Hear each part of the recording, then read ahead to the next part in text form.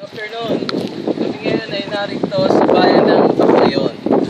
Ito ay kilala bilang isa sa pinakamatandang bayan dito sa Bohol. Ito ay pinakamalapit na bayan matapos ang Tagbilaran City.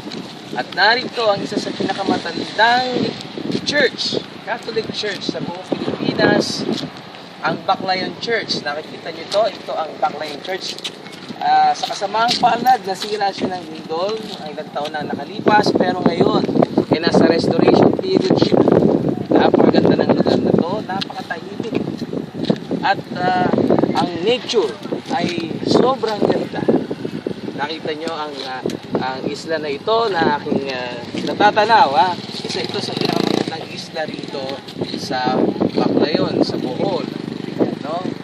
At banda rito ang Panglao area, at bukas ay dito kami pupunta. At nakita namin ang magandang paligid ng Baclayon Church.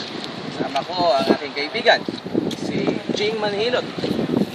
At yun mga kaibigan, wini-welcome po namin kayo rito sa Bohol.